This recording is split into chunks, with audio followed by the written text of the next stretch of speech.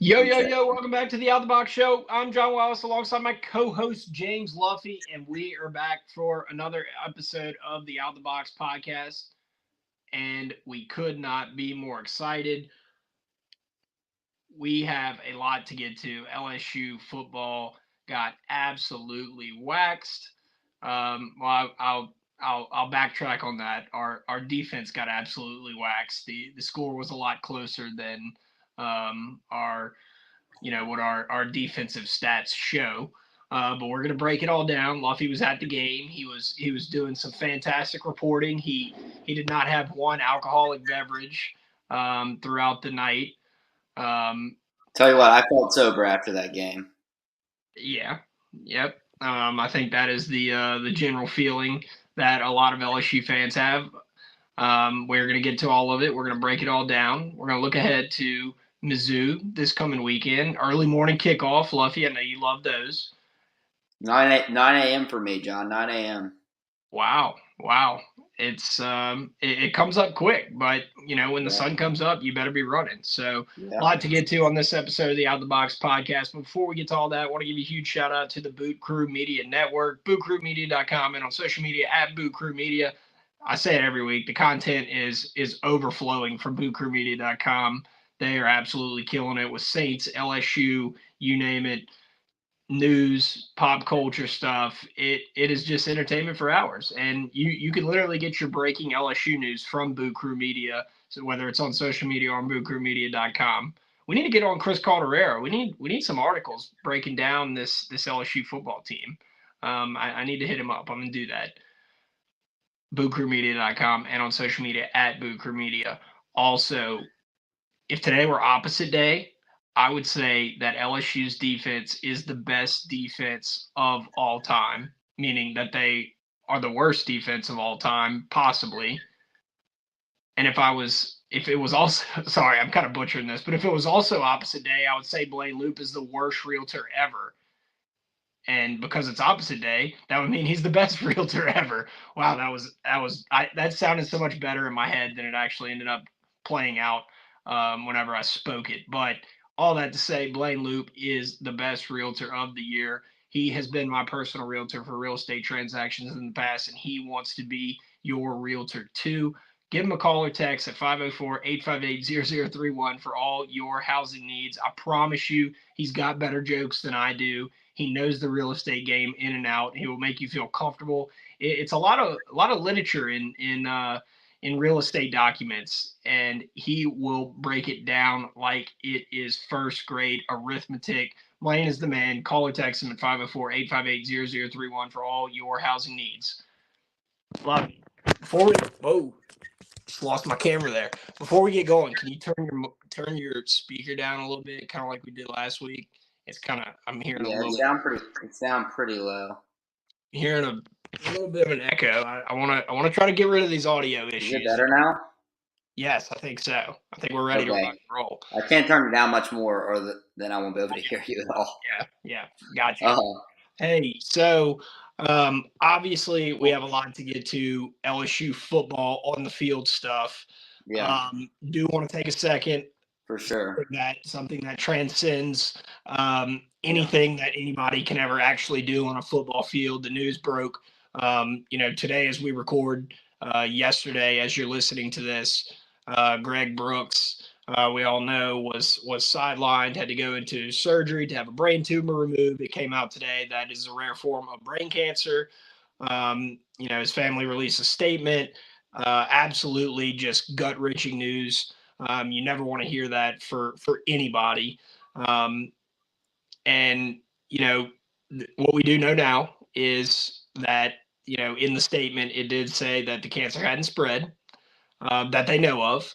And it looks like, I believe it looks like they got all of it, if I read the deal correctly. Either way, gut-wrenching news, long road ahead for Mr. Greg Brooks. And, I think, Luffy, I'm gonna let you kind of expand on that, but I think it goes without saying, prayers and thoughts going to the Brooks family and Greg as he really just begins this this tough journey. Yeah, devastating. heartbreaking news. Whenever I saw that come up today, I mean, it kind of just, that's something like that just changes your attitude and your whole like feeling and of during the day. It's just terrible. Definitely going to keep Greg and his family in our prayers. Very, very tough news. Like you said, hopefully there is some positive signs, and he's obviously got great, medical care right now over at the lake, and long road to recovery, but definitely going to keep thinking about him and praying for him. Yeah, and it seems like it always it never fails. It seems like these types of things happen Yeah, to like the best people, right? yeah. And from what Team from what captain. I mean, that right. and voted on by the teammates. So Yep. So obviously we'll be keeping him in our thoughts and prayers. And from by all accounts, if it was going to happen to anybody, there couldn't be a more determined, and better leader to kind of battle this. I guess is the way I would describe it. So thoughts and prayers with the Brooks family. Um, you know, they have you know the whole LSU family thinking about him and praying for him. So, all right, LSU got destroyed on defense and destroyed Ole Miss's defense, but at the end of the day, LSU scored less points than Ole Miss. Luffy, you were at the game, and yeah, we're gonna get your thoughts. You have had a little bit of time to cool off. You were hot on on Saturday, rightfully yeah. so. It's Um, yeah. let me just kind of set the scene here. I don't want to hear the numbers. Don't read the stats. Everyone's heard them by now. I'm I not don't want to reading. hear the stats. I'm not going off on the stats. I just final score 55-49. LSU did have the ball on the final drive. Um, Play broken up in the end zone. Crazy game. I think the general consensus is our defense is pitiful. I will say one stat: we gave up 706 yards, which is almost unheard of. That is video game numbers. Um, I guess to start off, is this defense worse than Bo Pelini's Yeah, 2020 defense? it's a lot worse, John. I mean, talent wise, at least. Pelini and that whole 2020 year was kind of a weird year, and a team that really wasn't together at all. Pelini kind of thrown in at the last minute. This is totally different. You have a DC coming back um, in that regard, and it's just the talent that we had in 20 is way greater than what we have now. And you look at the defensive roster, and it's really hard to find more than two or three elite SEC players, and that's something that we're just not used to. And we talked about this coming into the season. Guys like Savion Jones, either whether it be Ovia Gofu or Swinson, we're going to have to step up. We were hoping that one of these transfer D linemen could step up, somebody besides Makai Wingo. We were hoping that Mason Smith would get back healthy and look like he did pre-injury, and none of that's happened. And then you move to the linebacker level. We thought Omar Spates was going to be a guy in the middle. Obviously, you have Perkins. He's an incredible athlete and a great player, but we were hoping Ovia Gofu and Omar Spates could hold down that spot, and Greg Penn, and neither that hasn't worked out. And then you turn to the secondary, and J.K. Johnson to start way back gets hurt, probably your number one corner. And then from that point on, they've tried everything. They tried Jordan Allen, and who else did they try this weekend? They tried Denver Harris, and it's just inexperienced and young. And we were hoping Sage Ryan would take the next step. We were hoping Major Burns would take the next step. Andre Sam, we had high hopes for him. They liked him at camp. Deuce Chestnut didn't even travel with the team. I don't know what's going on with that. So all these things that we talked about preseason that needed to happen for this defense to be good, because that's where our concern lied before the season. We talked about Quincy Wiggins, hoping he could be a guy, and we haven't even really seen him, and it's disappointing. I mean, Whit Weeks is probably our best, I'll call Perkins an edge player, linebacker right now, and he's a freshman, and it's tough. I mean, when you look around and people want to know, can this defense get better? Because, uh, you know, I mean, it can't get much worse than it was this weekend. I guess in that way it could be better, but is it going to be a good defense? No, I don't think so. I mean, it's just you look around and there's just not the talent just is not there. The scheme, does that little soft zone we ran, Lane Kiffin absolutely wrecked us. It's like if we're going to be in zone, we're not even executing the zone properly. And then what did we miss? 34 tackles, Kelly said, for 300 yards. That kind of thing, we don't fly the ball, we don't play hard. So we're not playing hard. We're low on talent, and the scheme got absolutely ripped apart, which falls on House and the coaches this weekend. So it's a mixture of bad things, and it's hard to see it. It's hard to see it getting much better, honestly. Yeah. I think you kind of hit the big three there and kind of laid it all out on the line. I think what stinks the most about this is that we knew our defensive backs, we knew our secondary was going to be below our standard going into the season, and it just feels like we didn't do anything to make adjustments to make up for that. I did a little film session last night, I like to do sometimes. And I sent some clips to you and Rory, and the morning after, shout out Ebo Capone, Ethan Robards texted you and I, and he said that basically our biggest issue is strength and conditioning. Um, and while I do agree with that, there is other things, but it was very evident in rewatching the film. I'll go a step further. I'll say we're not well strength and conditioned. Our D line got no push. Watching the film back. But kind of like you said, the guys that we have back there. I mean, you have a guy that played at McNeese and then went to Marshall and then is one of our defensive backs. You got another guy from Southeastern. I mean, it's just not the top tier guys that we're used to seeing. They whiffed in the transfer portal. I mean, they did, and yeah, I don't know if it's as much as strength and conditioning, and it falls on that side. I'm not ready to blame them. I mean, Ole Miss was out there for a billion plays, 3rd and 9, 3rd and 11, 3rd and 48. It doesn't matter. It didn't matter. Ole Miss was going to get the 3rd down, 4th down. We just haven't been able to get off the field. We set it for. That's why I picked us to lose, really, because we're the worst team in the country on 3rd down, and Lane Kiffin is going to exploit that, and he did. And I don't know. It's on the strength and conditioning coaches as much when the defense is out there for that many plays and you're playing young players as much as it's an effort thing, not flying the ball, not group tackling, not helping your teammates out. I agree with that, but the majority of the notes that I took, you get to a certain point where you're so frustrated watching it, you just like, I had to stop for a little while. But this was in the first half, so I do think strength and conditioning is it was definitely evident coupled with our DBs taking horrible angles. I mean, I don't want to, I could point at a few different plays. I mean.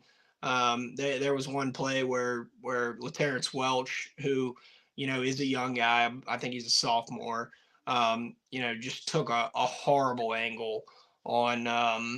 I believe it was the run play where Greg Penn missed the tackle. Our open field tackling is just not even there. It was just tough to watch. A lot of people were talking about the D line being a yard off the ball. That was very evident last night whenever I was rewatching the film. I know there's situations where you may not want to be right up on on the ball on certain downs. But yeah, I mean, I think whenever you know you have guys that are, I'm not going to say subpar because they're playing for LSU, but subpar for what we normally see.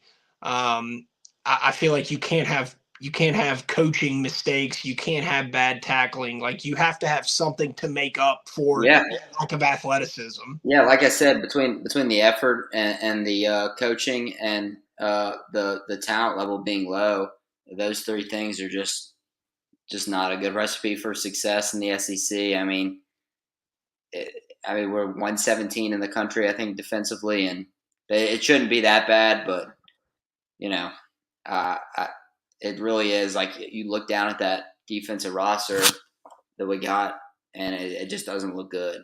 Like it's hard to see it getting much better offensively. Jaden was great.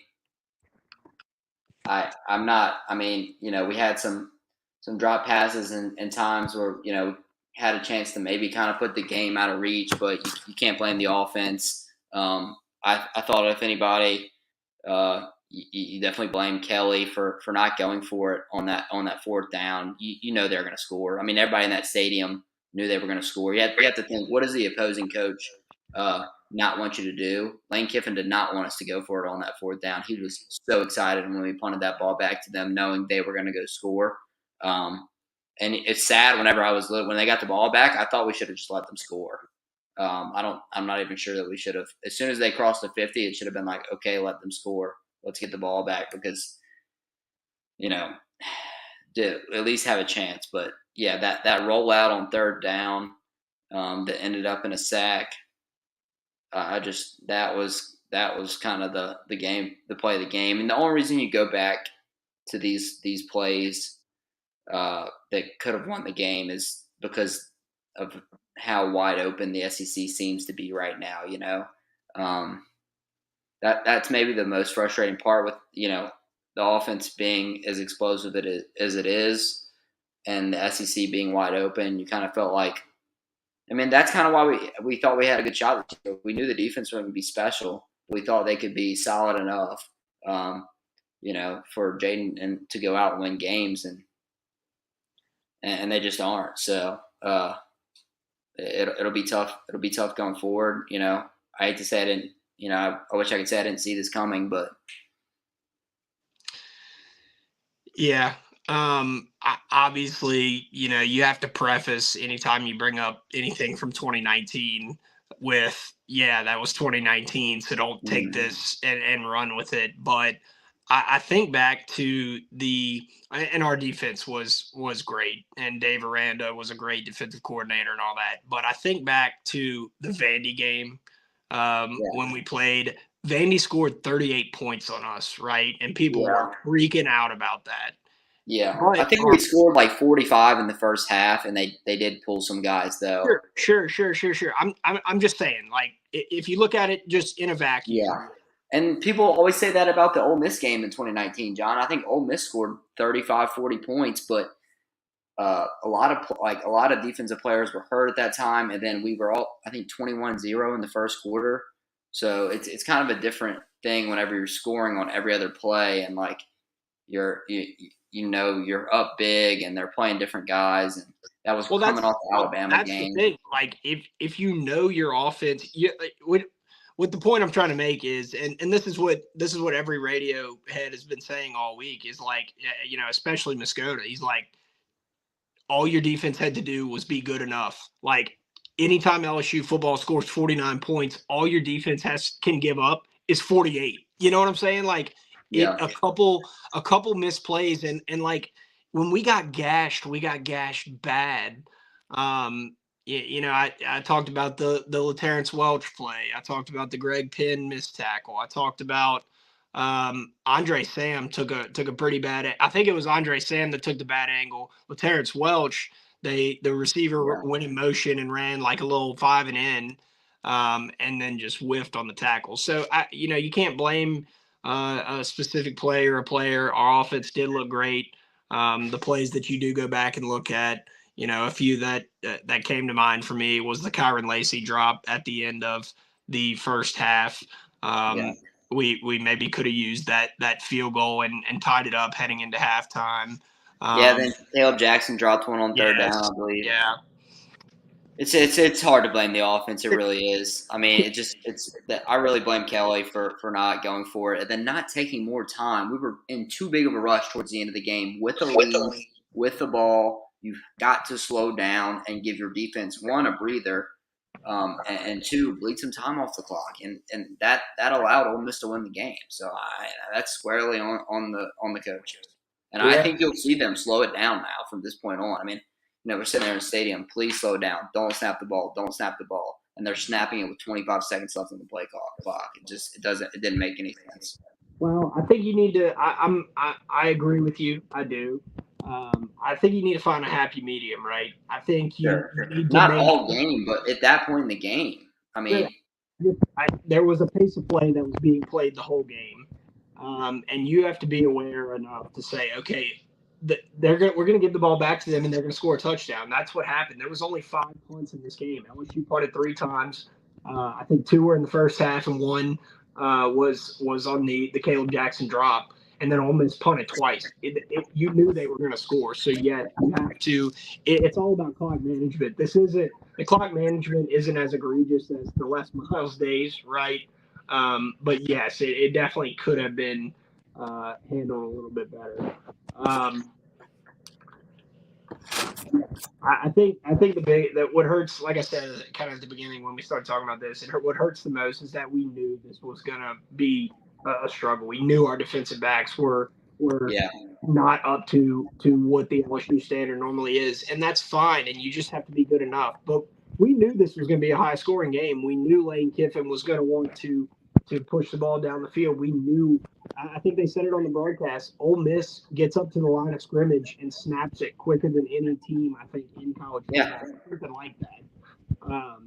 So I think just it's like being aware, being socially aware, or football aware that, hey, this is the situation. We need to pull out all the stops to combat what they are doing. And I just don't feel like the adjustments were made. It's a combination of a bunch of things. You can have a poor coaching decision if you have freak athletes like Derek Stingley making plays, and on the flip side, you can have not the best.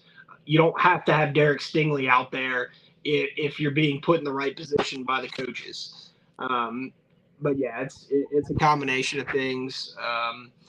Our chances at the playoff. Obviously solidified now. That will not happen. It would take a minor miracle. I'm not going to say it's impossible. Crazier things happen, but there is stuff to play for this season. Coaches better start recruiting too. They better start recruiting. Yeah. That'll be the biggest sign whether this is going to end quickly or whether it'll continue. If they're not able to pull in some better recruits, then it's just not going to continue on for very long. Yeah, I mean, some of the notable things that Brian Kelly said in his press conferences, were there's nobody else walking through the door. Well, there is next year, right? Like this season may be done, but obviously that's not what he meant by that. He meant that he's got to play with what he's got. But yeah, you're right. I think they need to get on the recruiting trail. They need to say, look, we need you to get us back to DBU. A lot of the discussions, throughout LSU message boards and whatnot have to do with the collective and us not being able to compete financially. What are your thoughts on that, Luffy? I think that's part of it, but I also think that the staff is not a good staff for recruiting, specifically on the defense side of the ball. I mean, we're doing fine offensively. Offensive line, Brad Davis has done a good job recruiting. We've always seemed to get receivers and running backs and quarterbacks. Joe Salone does a good job recruiting them. It's more defensive. I mean, you lost Jamar Kane, who was a good recruiter on that side. And you look around and you don't know if there's a good recruiter on that side. It's very, at least usually whenever we're down, you can kind of look forward to, but I don't see it right now. Thoughts on Pete Jenkins coming back? got to do something. I mean, the defensive line. Tulane pushed Ole Miss's offensive line around. Well, that's kind of what I'm saying. It's like, okay, look, like you can look at our defensive line, and if you really go back and study the tape, we got no push, no push No, at nothing. all. I mean, I don't even need to go back, John. It was like one of those things where I remember every single play of us just getting blown off the ball and watching the same thing on repeat time and time again. And I said last week, Lane knew Perkins was going to play this year. Last year, we kind of played him in some games we didn't. He was able to scheme him out of the game as far as rushing and hitting Jackson Dart, which we said was the key to the game, hit him hard. And he did. He did not have a sack, and I think maybe one tackle for loss. And other than that, there's no pass rush at all, really, besides him. I mean, okay, so take Perkins out of it. Just look at our actual defensive line. Say Mason Smith is playing into shape. We'll give him, just say we give him the benefit of the doubt on that. You got Mekhi Wingo, you got Toby and Guillory, you got Jordan Jefferson, you got Savion Jones. Like, I don't see how they are not able to get at least some sort of push. I don't know. Look, I'm not a line expert, Rory. I think we can agree is the lineman expert on this podcast, but I just don't understand how we're not getting anything. And I rewatching the game, that them lining up a yard off the ball, that it really has kind of eaten at me. I know that's not the biggest thing, but I think it kind of goes along with what you were saying there. Like something you've mentioned, and there were a few tweets fired off on Saturday, but something you mentioned, it almost doesn't feel like the heart is there to go smile. You can definitely see that. I mean, it definitely lacks heart and spirit, and I know it's hard whenever they continue to score and stuff, but like you just didn't make one play, You just didn't make one play. One tackle, one play, one third down, none of that. I mean, it was tough. It was tough to watch. It's one of the most pathetic performances I've ever seen, probably the most defensively. Well, Luffy, there is still something to play for this year. We can still beat Bama. We are not out of winning the West. We are not out of going to the Tax Slayer Media Forte and Tablata Gasparillo Slayer Bowl. Some might say that type of bowl game is just I don't know, trash bowl game. Yeah, I like last year's. What was the score last year at halftime? Like 50-0. I was setting you up. Some people, I was just saying that some people may think that that's a trash bowl game, like the Belk Bowl or whatever. I don't know. Yeah, I mean, we got to win the game. Come on, man, Workbox, you're off your game because LSU lost. I know you're still upset, but we got to get over it. Workbox, call Martine at Workbox.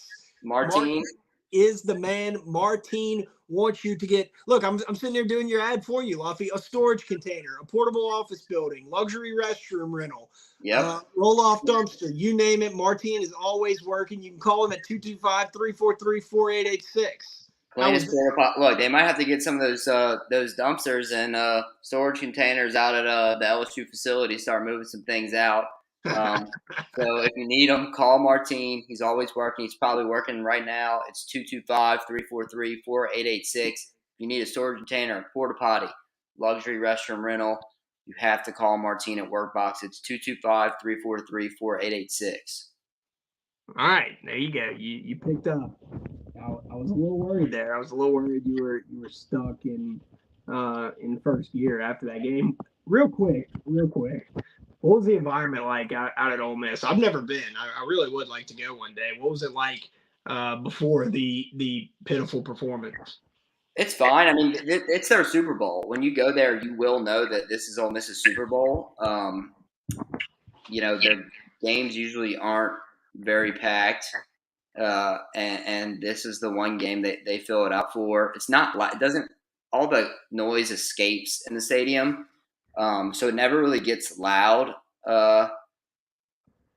It's not enough to be like you went on the road and won there. It's not like going to Tennessee or Alabama or even like Texas A&M or something like that. So uh, it's a good atmosphere. It's fun to go. It's fun to go tailgate. Everyone's kind of right there. But then like everyone's in the Grove. So if you know somebody else that you want to go see that you're not with at that tailgate, it's not, it's a 5 to 10 minute walk through people, and it's very crowded, but it's fun. I think you'd enjoy it, John. But they really want to beat us, and I know Lane was very happy to beat us, and that's a big win for them. They needed that win to stay alive, and now they're going to be LSU fans and hope we can beat Alabama, which I don't know.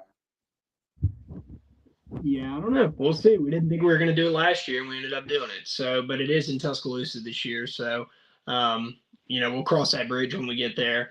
LSU takes on Mizzou this Saturday. It is on the road, and it is at 11 a.m.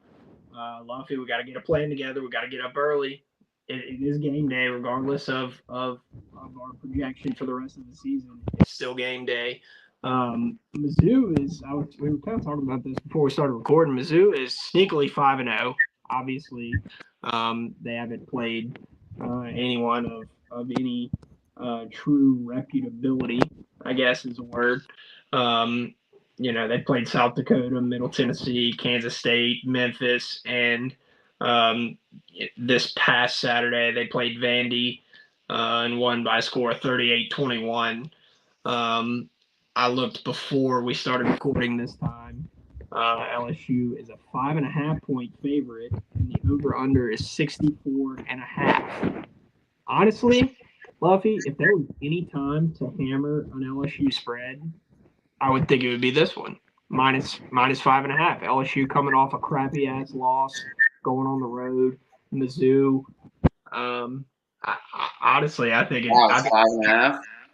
That's what I got. I mean, I think LSU. It was 6.5. It opened at 6.5. So I mean, obviously, there's a lot of question marks, but I think if there's any game that LSU is going to come out and just like Jaden Daniels is probably pissed after doing so much in the Ole Miss game. By the way, he would be back in the Heisman conversation if this defense. If we would have won, he would be right in the middle. Yeah. So, but anyway, yeah. I mean, I think LSU is going to come out. Now that it doesn't really matter, they got kicked in the teeth on the road, back-to-back road games. I think they're going to come out and win a probably 38-10 type of game. I could just kind of see it going that way. Thoughts? Like you said, morning game, 9 a.m. for me. I'll be out West Coast time. Oh man, we ain't gonna be able to watch the game. What's that? We ain't gonna be able to watch the game together. Nope, I'm be gone. So hopefully y'all. Guess I'll just watch it with Stinson or something. Stinson? Yeah, it sounds rough, but I guess that's my only option. Yeah, I think Missouri's got a solid offense. Goofball head coach, but he can coach a little bit. And a solid quarterback who's played well so far this year. I think it's probably like a 48-45 type game, Missouri. What? Come on now. Hey, I picked this to lose last week, and everybody got mad at me. So, just being realistic. But now you're picking us to lose again. Yeah, I just don't see us. I just don't see us stopping anybody. Wow, man. What did they do to you in Oxford? Hey, I mean, I picked us to lose last week, John. I don't know why this is a surprise. We were a 3-point favorite last week, and now we're a 5-point favorite. It's not like a huge difference. Missouri has our number up there too. I don't think Missouri has anybody's number. They played the They played Indiana University, Purdue University, Indianapolis. Yeah, I The will first say they have not played a good schedule at all. So They we are really ranked. don't know what they have. They are ranked ahead of us. They are ranked number 21, and we're ranked number 23. So, Yeah. I guess we'll see how that goes. I hope. Let me go ahead and write down your score prediction. But What was I mine hope last week? yours last week. Yeah, let's look back and see how wrong we were. Let's see. Oh wait, I got my notes. All right, you had 31-27 Ole Miss, and I had 28-21 LSU. So I had us losing by 4. Yeah, They lost by 6. yeah, but like the score was quite different than what you had said. But I kind of get what you're saying. All right. So what'd you say? Hey, 40. LSU is 9-0 in the last 9 games they've played, dating back to last year in the over. And the over is hitting by an average of 15 points. So you're saying we should take the over on Saturday? Probably. I don't know what it is. It should be 150. The over, I said it is 64.5 right now. Okay. Sorry, I didn't hear you. You sound like you're underwater right now. Do I? Yeah. Does it sound better now? Yeah, stop moving the phone around or whatever that is. I know. I keep hearing echo. That's all. All right. Well, there's your Mizzou preview. All right. We got to get to the House Always Wins segment presented by the House Bar in Tigerland. One place you can always count on to go to after LSU blows a close game is going to the House Bar in Tigerland. You can go before the game, during the game, or after the game. It's the most poppin' bar around town. They're going to be open probably for the game this weekend. I haven't looked at the schedule, but I'm sure they will be open bright and early so that you can get on over there and party during the game. Get on over to the House Bar in Tigerland. Jeff and Casey are our boys over there. We're doing a tailgate for the Auburn game, Luffy. I told you that. I've been saying it. It's going to be my debut for the 2023 football season tailgating. You need to spread the word now. But we talked to the guys at the House Bar, and they're going to help us out for that tailgate. So if they're helping us out, we're going to be flying the House Bar and Tigerland flag at the tailgate, and it is going to be popping if they are involved. Get on over to the House Bar in Tigerland. Follow them on social media. Go to thehouseintigerland.com. You can even book a private party there. Why not, right? House Bar in Tigerland. Hit them up. All right, Luffy. House Always Wins segment. Yeah, I've been dominating this segment. Hold on. Last week I'm gonna go through our picks. You picked the Jags -3. Easy. They won by 30. That was an easy win. I had the Bengals -2.5. I know they won. Did they cover 2.5? Bengals? Yes. They lost by 50. What? Yep. Not this past weekend, did they? Yep, they got killed. I did not watch the game. They lost by 24. Okay, maybe I was thinking of another game. They did not score. Okay, maybe I was thinking of them the weekend before. Maybe I was thinking of another game, but they're off to a rough start, aren't they? Like I'm going to the Bengals game Sunday, John. Fun fact. Man, you're just going all these places without me. That's kind of upsetting. Arizona. That's it's kind of upsetting. Joe play. All right, well, yeah, I guess I lost that. I don't know, dude. To be honest with you, I was kind of sick this past weekend. I watched like 25 hours of football. It was insane. I just did not do a thing. Didn't even leave the house. It was a great recharge, and I'm kind of sick of football. After LSU and the Saints just looked absolutely pitiful. All right, so you had Clemson with the points. They won. So you went 2 for 2 on the weekend, and I had Duke +5.5, and I'm pretty sure they lost by 6. Is that right? To Notre Dame? because they scored the touchdown at the end? Yes. Did Notre Dame go for 2? They either won by 6, 7. 21-14. It was 21-14. Yeah, they lost by a touchdown. Yeah, that was one of the most physical, like brutal football games I've ever seen. Like that was like a war. Yeah. Obviously that game was going on during the LSU game, but when I put it on after the LSU game, both teams just looked like filthy. They looked like they had just been battling, and they Notre Dame got the ball back with like 2 or 3 minutes left, drove down the field and scored a touchdown. So, yeah. So apparently I'm not doing pretty well or pretty good in the Housewives win segment for last week. It kind of stinks whenever you look at it as a whole, like NFL and college, and you realize you went 0 for 2. But that's what the bounce back was made for. And I don't think there's any other better way to bounce back for me in college than to pick LSU minus 5.5. I'm pretty confident. 4.5 now, John. I'm seeing 4. It's opened at 6.5. I have 4.5 on this book right now. All right, something's going wrong. Something's rotten in Denmark, and it ain't the cheese. No, I don't know, but I'm sticking with it. I'm looking at it right now, dude. It was 6.5 when I checked when it was yesterday. Anyway, sorry, I didn't mean to cut you off. No, that's it. I just trying to get you a better number. It's bounce back season. I'm gonna stick with 5.5 because that's what I got.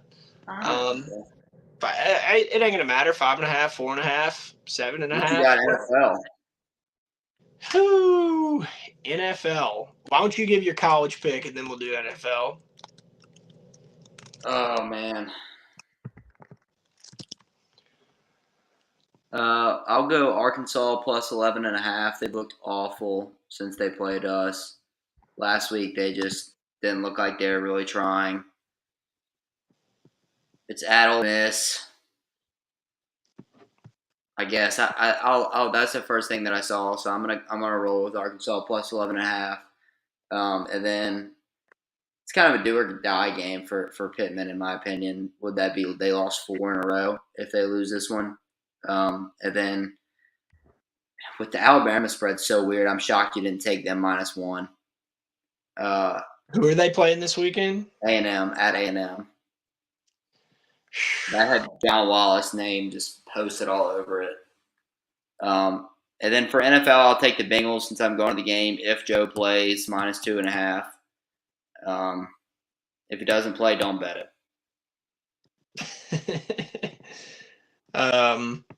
Now the Bengals are bound to like hit that point in the season where they just like turn things around after a slow start. Maybe it'll be on Sunday. All right, for my NFL pick, shoot, I was looking at that game as well. Man, they got some really good games this weekend, and they got some really bad games. Yeah, a lot of good games. A lot of good games this weekend, I think. I mean, a decent amount of good games. It's just weird because, like, the Big Ten, you don't get any good games until late in the season always, but you have some matchups in the Pac-12 that could be, you have Texas, Oklahoma. I was talking about NFL, but oh, I'm sorry. But yeah, I mean, I get what you're saying. That's kind of how NFL gets, I think, in the middle of the season, though. Don't you love that point in the season where people like a team starts losing or whatever, and like your dad or something goes, "Man, this is just a weird year in the NFL," or something. It's like it just seems like every year somebody's like, "This is just a weird year." It's a normal type year. It's kind of like in the middle of the season where you get like a slate of like 3 or 4 good games, and the rest are like 11-point spreads or whatever. Like you're a dad when you're talking to your son about football, and you listen to the game on the radio because you were at the camp or something. And I'm not just saying exactly what my dad did. Shout out my dad. Today, as you're listening to this, today's his birthday. He is on Twitter. Make sure to hit him up on Twitter. He's real active on Twitter. Follows all the celebrities. All right, we've been I've been kind of him hauling here. I am going to take give me the spread on What is the Lions at Carolina? If it's over 7, I'm going to do something different. But if it's under 7, minus 10, and the I'm Lions are coming off a win. yeah. All right. Let's see. Just in the interest of time, give me what is Denver, New York? Minus 1.5. Denver's at home. Book it. Minus 1.5 for Denver. Actually, no. Plus 1.5 for New York. Okay, I like that pick too. Well, no, I thought about it, and then I was thinking about it, and then I remembered Zach Wilson actually played pretty well against the Chiefs. So I'm hanging my hat on Zach Wilson, and Denver is just awful. So yeah, lock it in or don't. It can't get any worse for me, but it can't get any better for Luffy. So. Do with that what you will. Thank Yeah, you this week guys. you should fade me and take John's picks. Yeah. Or or not. I already messed up the opposite day joke, so I'm not even gonna try it again.